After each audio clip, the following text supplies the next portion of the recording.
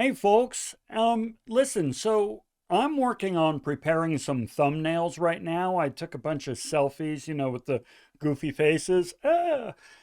Whatever. Anyway, I'm working on preparing these things, and I thought I'd show you how I do it, right? Or at least how to prepare that selfie thing. So removing background and so forth, and, you know, just isolating the picture, there's a lot of ways to do it. And frankly, there's a lot of really good ways to do it that I don't know because I'm not a professional, but I know what's fast, I know what's easy, and I know what works. So let me go ahead and show you. So I've got myself a dorky picture here, whatever. Um, Pretty darn simple. What I'm going to do is I'm going to come up here. Well, first of all, you see that little, oh, you can't see it. Okay, Lon, get out of the way. All right, so let's see here. I'm going to make this disappear. Yeah, there I am. I'm gone. Okay, so you see this little lock thing right down here? We want to get rid of that. So I'm just going to take it, drag it down. So now this thing is completely editable. All right. So first thing I'm going to do is I'm going to come up here and select select subject. I'm the subject. And you know what? I'll tell you what, Photoshop is smart enough that it'll select the subject. It figures out what it is. You see the little dotted line going around it. Obviously, the cleaner the background, the easier it is for Photoshop to kind of identify and isolate the subject.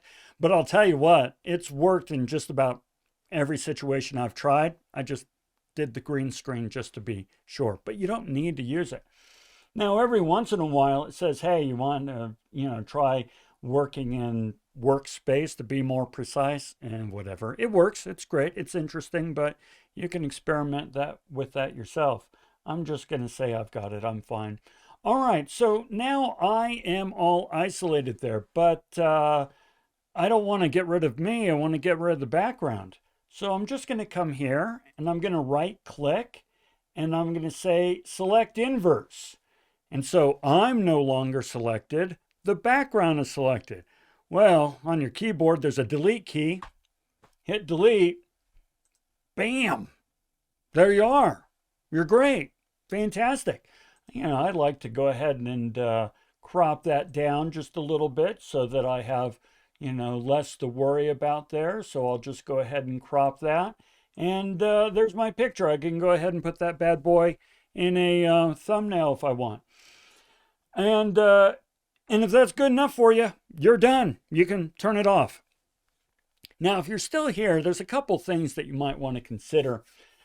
Every once in a while, if you're getting a green screen behind you, if you have a green screen behind you, and you get some reflection, once in a while you'll get some green reflection in your glasses or in your hair or something.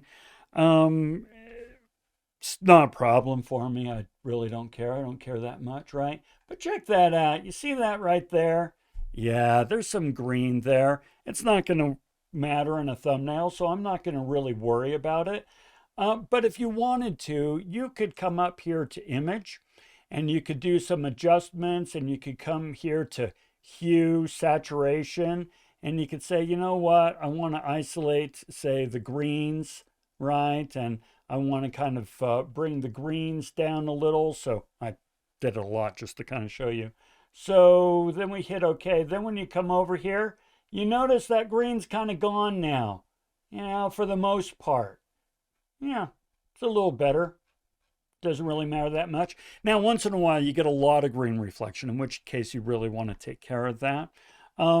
Now and again, you also get some reflection in the glasses. You can always kind of fix that. One way I like to do that is with not that tool. I use the stamp tool here.